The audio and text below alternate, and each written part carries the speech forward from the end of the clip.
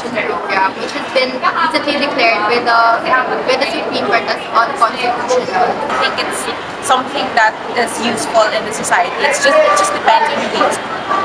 Unang-una, kaduda-duda. Marami nagsasabi na ginamit naman daw ito into good use, pero alam naman natin na lump sum fund ito.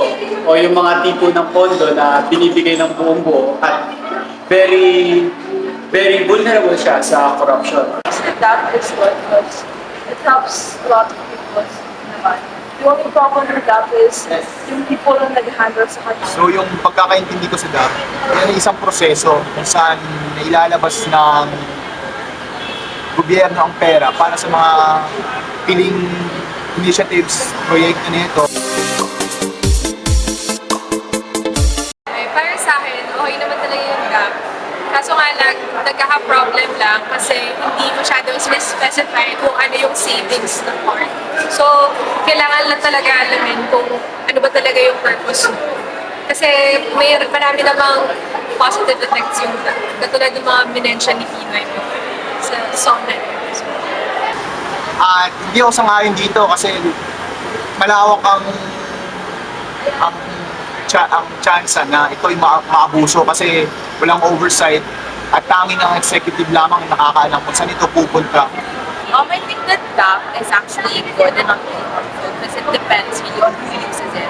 And in this case, I trust the administration of Aquino that it's actually in good hands. Hindi ako pabor dahil unconstitutional. For me, I think tama lang na unconstitutional yung DAP. And I think hindi dapat kino-question ni President Aquino yung decision ng Supreme Court.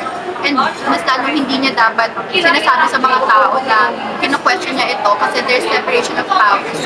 It depends on the person actually. Na parang the person handling the DAP is a good kind of person. Then, I find it helps people. Pero pag skinap mo yung DAP, dapat you're stripping away the bad people. So you're also stripping away the good that it brings to other people. Medyo torn ako. Depende sa motive. Okay.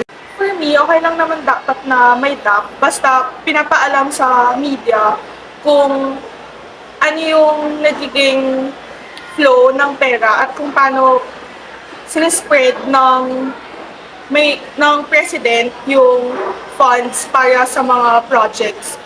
For me, yung DAP kasi, okay naman siya eh. But then again, if mapunta siya sa maling person and then gamitin niya for the wrong purposes, then doon nagkakaroon ng problem. If tama naman yung pag-implement ito or paggamit nito, parang mas makakabuti din naman to sa Pilipinas. Hindi dapat pinapahintutan. Tandaan natin na hindi naman ito usapin ng pagnanakaw lang. Usapin din ito ng respeto sa ginagawa ng isang branch sa ginagawa pa ng isang. Yun yung take sa akin.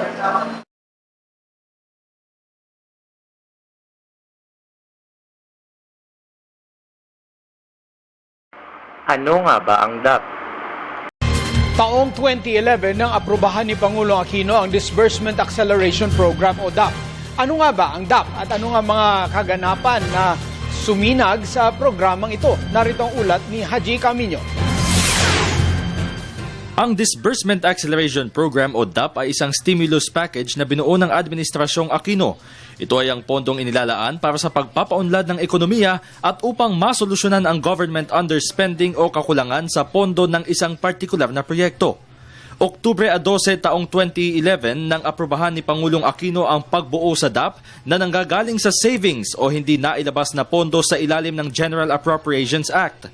Buwan ng Mayo ng sumunod na taon, inakusahan ang Malacanang na ginamit ang DAP upang suhulan umano ang mga senador na i-convict si dating Chief Justice Renato Corona na nooy sumailalim sa impeachment trial. Sa privilege speech ni Senador Jinggoy Estrada noong September 25, 2013, matapos masangkot sa pork barrel scam, sinabi niya pong senador ang tumanggap umano ng 50 million pesos kasunod ng conviction ni Corona. Pinabulaanan naman ni Budget Secretary Butch Abad na suhol ang disbursement ng 2012 Priority Development Assistance Funds ng mga senador.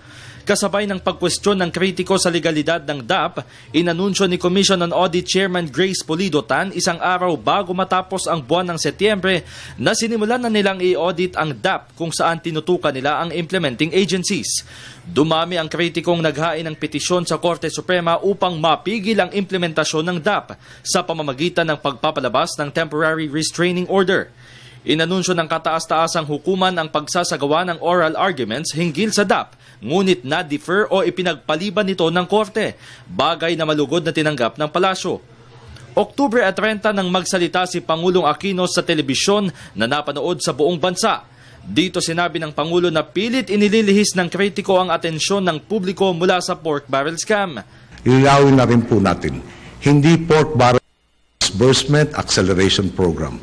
Sa kabuuang DAP releases noong 2011 at 2012, 9% po nito ang ginugol sa mga proyektong iminungkahin ng mga mambabatas. Hindi rin po pagnanakaw ang DAP. Ang pagnanakaw, iligal.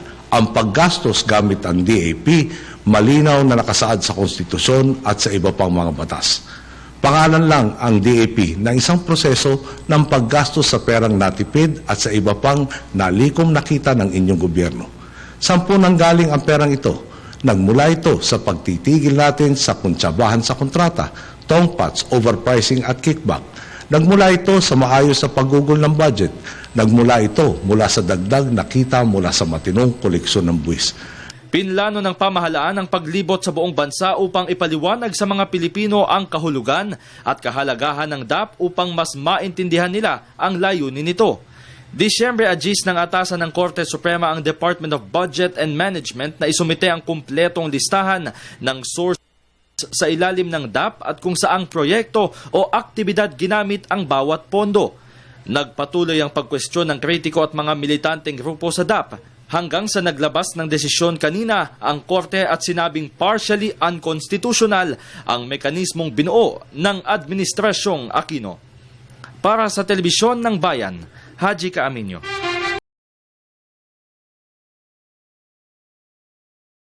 Sa linya telepono si UP Professor Roland Simbulan, Vice Chair ng Center for People Empowerment in Governance. Professor Simbulan, magandang hapon po.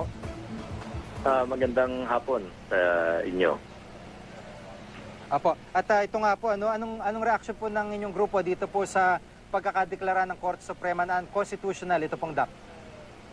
Well, isang malaking tagumpay at victory ito, no, sa ating kampanya, lalo na sa hanay ng maraming mamamayang Pilipino na talagang galit na galit dito sa so-called discretionary funds ng, yun nga, dati yung Kongreso, yung pag-abuso nila nito, tapos ngayon pati ng executive branch. Lalo na ngayon dahil a few months ago dineklara ng Korte Suprema na illegal yung PDAF, no?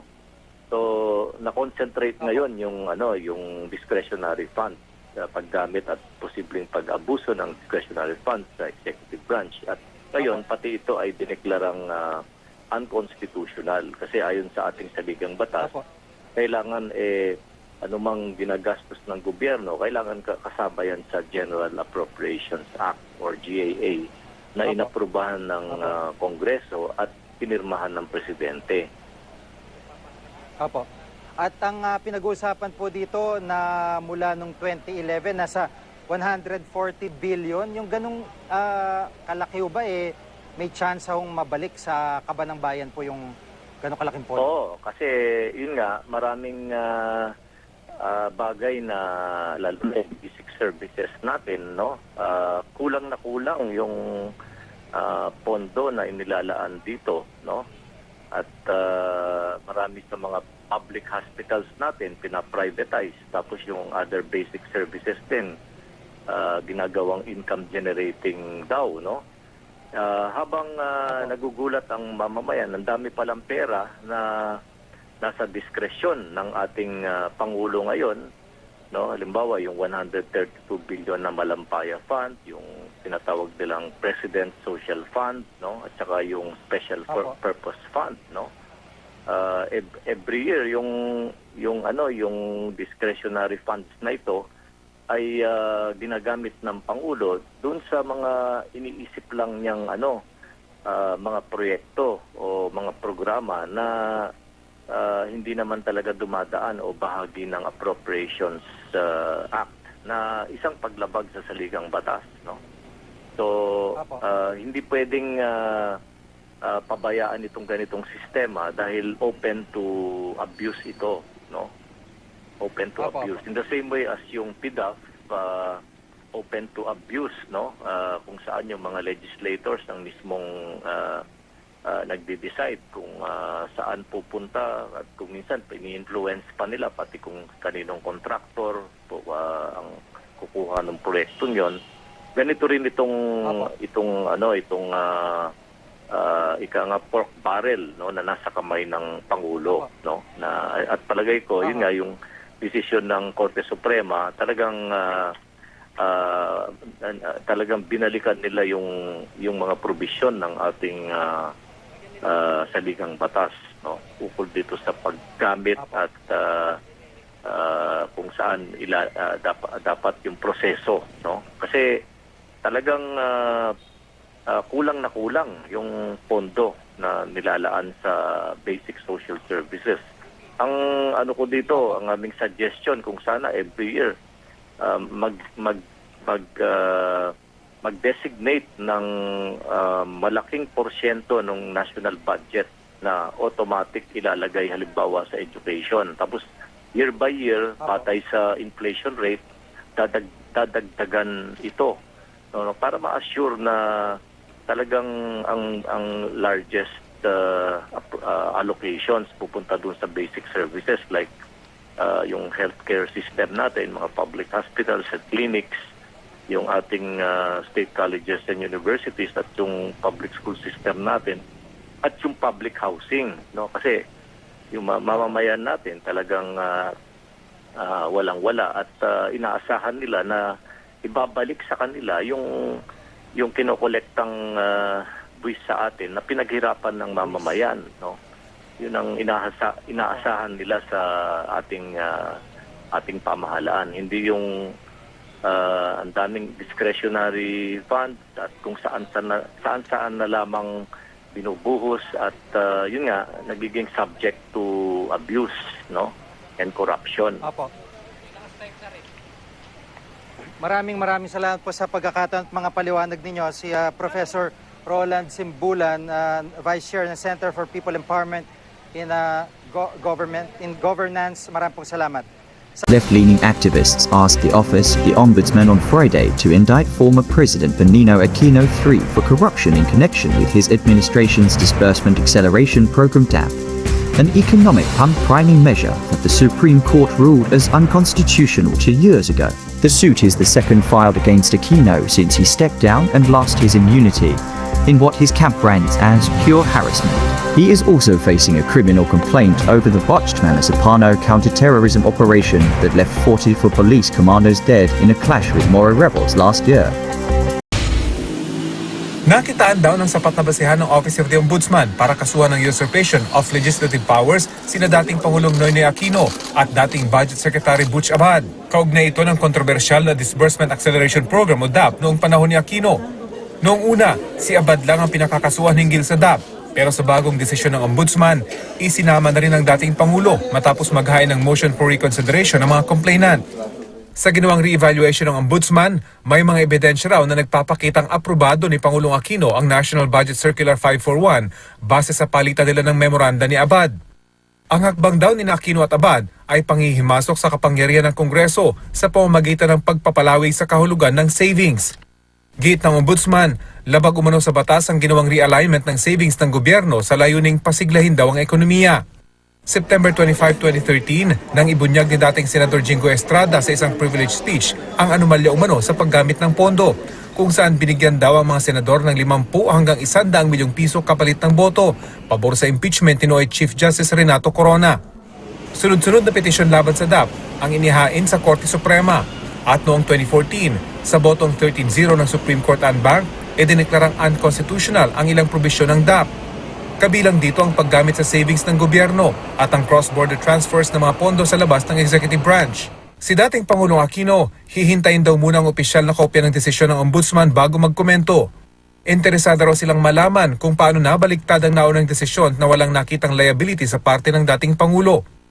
Sabi naman ng Partido Liberal, ipapakita raw ni Aquino sa lahat ng korte at hanggang sa huli na wala siyang ginawang iligal. Rerespetuhin daw ng dating Pangulo ang proseso, kasabay ng pag-asang pakikinggan ang kanyang mga tugon. Para naman sa Malacanang, hayaan daw makamit ang hustisya sa kasong ito. Sinusubukan pa ng GMA News na kunan ng pahayag si dating Secretary Butch Abad. Rafi Tima, GMA News.